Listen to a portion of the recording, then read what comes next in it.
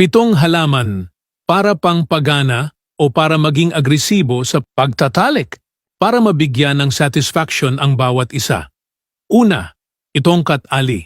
Makikita sa Southeast Asia, partikular na sa Indonesia at Malaysia, ang halaman na tongkat ali. Sinasabing ginagamit ito ng mga kalalakihan sa Malaysia upang pagbutihin ang husay sa sex, pagkalalaki at kalakasan. Pangalawa, Safed Musli. Ginagamit ang ugat ng Chlorophytum borevillianum o mas kilala sa tawag na Safed Musli bilang lunas sa mga sumusunod. Impotence sterility, pagpapaganda ng male potency. Bukod dito, kilala rin ang halaman na ito bilang nagpapasigla at lakas sa immune system.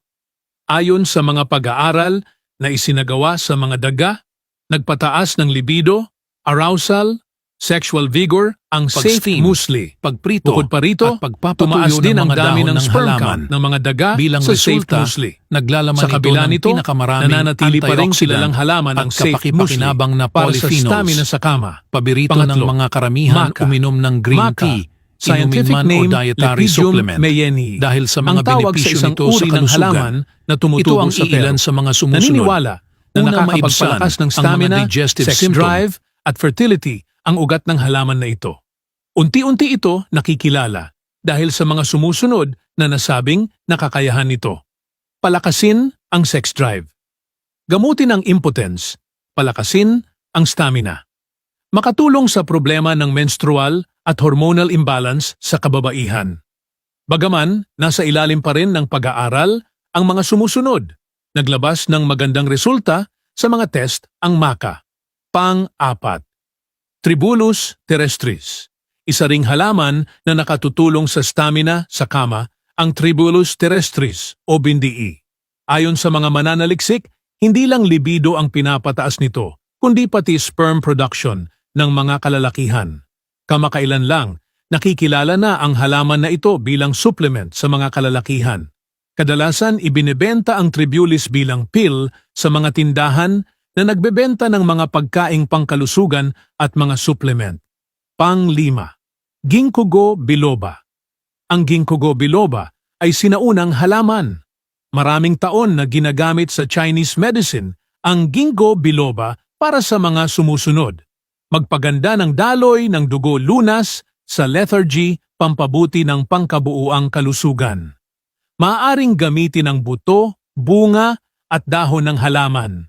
Ngunit ang dahon nito ang karaniwan na ginagamit para palakasin ang stamina sa kama. Pang-6, Nutmeg.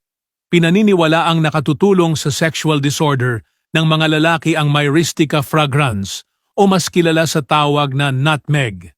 Ipinakita ng mga pag-aaral sa mga daga na nakakapagpalakas ng sex drive at mating performance ang paggamit ng nutmeg.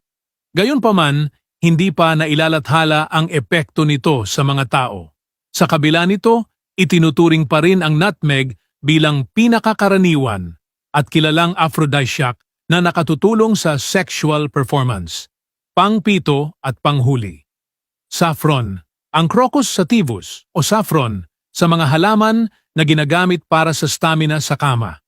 Kilala ito bilang isa sa pinakamahal na halaman. Kilala rin ang saffron bilang sangkap sa pagpapatuyo pagluluto. ng mga dahon ng halaman. Simula pa noong unang Bilang panahon, resulta, ginagamit naglalaman na ito ang ng saffron pinakamaraming para sa benepisyo antioxidant nito at sa kalusugan. kapakipakinabang na polyphenols. Pinaniniwalaan na Pabirito ng mga nakakapagpalakas ng karamihan libido uminom ng at green tea, nakakatulong sa inumin man erectile o function dietary ng supplement. mga kalalakihan. Dahil sa ang mga saffron. benepisyo nito sa Nagbibigay kalusugan. benepisyo rin ito Ito sa ang libido ilan sa mga at sexual sumusunod. arousal Una, ng mga maibsan kababaihan. ang mga digestive symptoms. Please follow, like, and share. Thank you.